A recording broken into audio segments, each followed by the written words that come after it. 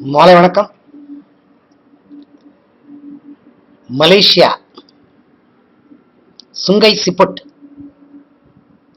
என்ற இடத்திலிருந்து என்னுடைய மாணவர், என்னுடைய அபிமானி மாணவர் அருமையான கேள்வி கேட்டிருக்கின்றார். குருவே, ஆத்மா ஆத்மா அப்படின்னு சொல்றாங்க. அந்த ஆத்மாவை எப்படி உணருவது? ஆத்ம ஞானம் அப்படின்னா என்ன? ஆத்ம ஞானத்தை எப்படி பெறுவது? இவர் என்ன சொல்றார்? சாதாரணமா எனக்கு என்னுடைய உடல் ஏதோ மனசு சிந்தனை பண்றது, இது ரெண்டு தான் தெரியுதே தவிர இந்த ஆத்மாங்கிறது ஒன்று இருக்குங்கிறது எனக்கு உணர்வு தெரிய மாட்டேங்குது. ஆத்ம உணர்வை எப்படி பெறுவது? ஆத்மாவை எப்படி கண்டு கொள்வது அப்படின்னு கேட்டிருக்காரு. அருமையான கேள்வி. கடவுள் நாம் பிறப்பதற்கு முன்னாகவே உலகத்தில் இந்த மாயையை சிருஷ்டை பண்ணிட்டார். எங்க அப்பா பார்க்காததெல்லாம் நான் பார்த்துட்டு இருக்கேன். என்னால பார்க்க முடியாததெல்லாம் என்னுடைய வாரிசுகள் பார்க்க போகின்றன. உலகத்தின் முழு முதல் படைப்பில் கடவுள் மாயை படைத்து இந்த உடலில் ஐம்புலன்களை படைத்து மாயையோடு ஐம்புலன்களை படைத்து விட்டான்.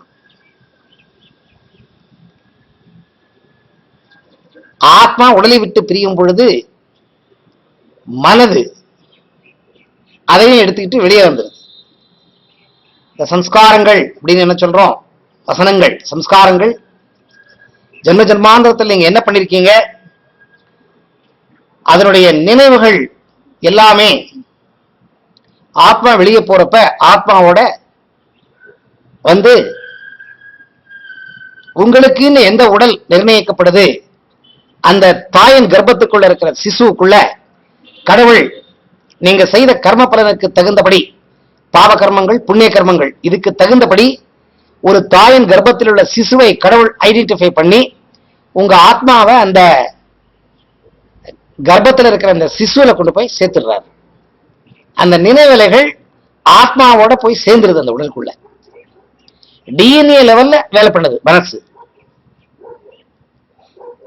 சோ இந்த மனது நீங்க பிறந்திருக்கிறதுக்கு மூல காரணம் செய்த பாவ கர்மங்களை எல்லாம் கழிச்சிட்டு மனது பக்குவமடைந்து பரிவர்த்தனையை பெற்று இந்த கடவுள் தன்மை அப்படின்னு சொல்றவன் கருணை கடல் கடவுள். அந்த கருணை உங்க இடத்துல வரணும். அன்பு, அன்புதான் கருணை. அன்பு யார் இடத்துல செலுத்துறோம்? எதிர்பார்த்து எல்லார்கிட்டையும் அன்பை செலுத்துறோம். நாம எதிர்பார்த்து செலுத்துற அன்புனால நமக்கு திருப்பியும் ரிட்டர்ன்ஸ் என்ன கிடைக்குதுன்னா துக்கம்தான். ஆனா கடவுள் நம்ம மேல செலுத்துற அன்பு எதிர்பார்ப்பு இல்லாத அன்பு. இந்த எதிர்பார்ப்பு இல்லாத அன்பு உங்களுக்கு எப்ப செலுத்த முடியுது, அப்ப நீங்க கடவுள் தன்மையை அடைஞ்சிட்டீங்கன்னு அர்த்தம். நாம சாதாரணமா வெளி உலகத்தோட தான் நாம இணைந்திருக்கோம். நமக்கு இந்த உள்ள ஒரு உலகம் இருக்குது அப்படிங்கிறதே தெரியல. நம்ம உள்ள நாம போனதே இல்லை, நமக்குள்ள நாம போனதில்லை. நமக்கு வெளியில என்ன இருக்கு அதோட தான் இந்த ஐம்புலன்களை சேர்த்து வச்சுக்கிட்டு, ஐம்புலன்கள் எதை பார்க்குது, ருசிக்குது, கேட்குது, அதனோட நம்ம இணைச்சுக்கிட்டு சிற்றின்பம் அப்படின்னு என்ன சொல்றோம், அந்த சின்ன சின்ன இன்பங்களுக்காக நம்ம வாழ்க்கையை நாம செலவழிச்சுக்கிட்டு இருக்கோம். ஆனா உண்மையான சத்தியம் என்னன்னு கேட்டீங்கன்னா, நாம பிறந்திருக்கிறது தன்னிறைவை பெற்று கடவுள் தன்மையை அடைந்து எங்கிருந்து வந்திருக்கோம், கடவுள்கிட்ட இருந்து வந்திருக்கோம். அந்த கடவுள்கிட்ட போறதுதான் சத்தியம், தத்துவம்.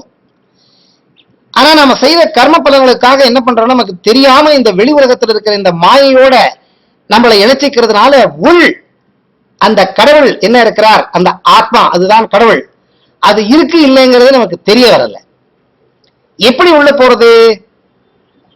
என்ன அறுத்துட்டு உள்ள போக முடியுமா? உயிர் போயிடும். ரத்தம் போச்சுன்னா உயிர் போயிடுது, காத்து போச்சுன்னா உயிர் போயிடுது, ஆத்மா வெளியே போயிடும். உடலை அறுக்காமையே ஆழ் மனது, மனதை பத்தி எல்லாம் நிறைய வீடியோ போட்டிருக்கேன். ஆழ் மனதுக்கு நீங்க போகணும். ஆழ் மனதுக்கு போக போக போக போக போக போக அறிவு அறிவு எரிமலை மாதிரி பெருத்து வெடிக்கும். ஜென்ம ஜென்மாந்திரத்துல என்ன நீங்க அறிவை சேர்த்து வச்சிருந்தீங்க உள்ள, அந்த அறிவெல்லாம் வெளியே வந்துடும்.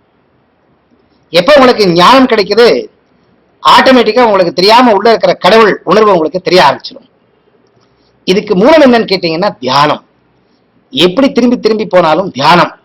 மனது அலைவாய்ந்து கொண்டிருக்கின்றது. ஒரு கிணத்துல எப்படி ஒரு கல்லை போட்டீங்கன்னா அலை பாயுது, அது கீழே இருக்கிற மேல இருக்கிற அழுக்கெல்லாம் வெளியே கொண்டு வந்துட்டு கிணறு உள்ள என்ன இருக்குதுங்கிறது நமக்கு தெரியாம போயிடும்.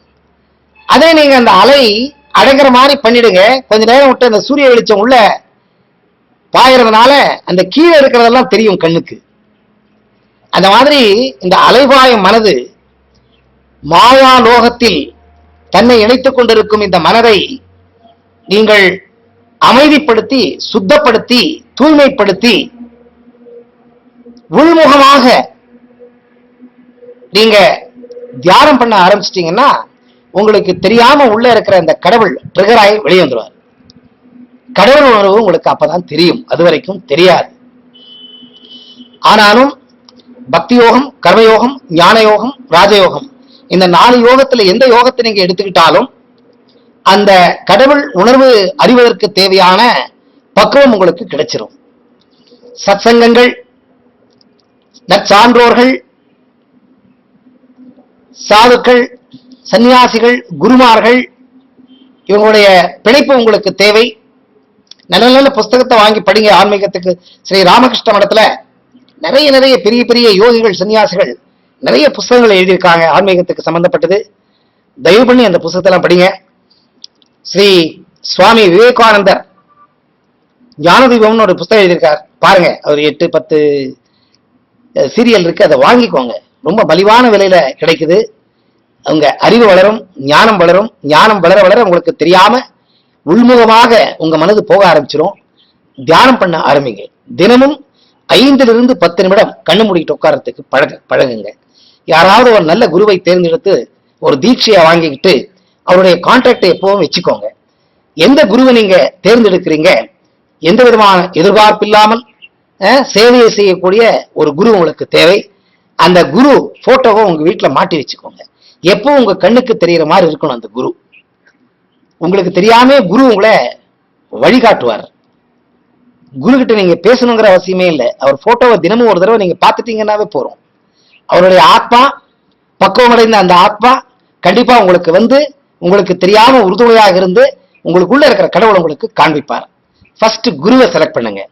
குருவை செலக்ட் பண்ணீங்கன்னா கடவுள் உங்களுக்கு கிடைச்சிருவார். நன்றி, வணக்கம்.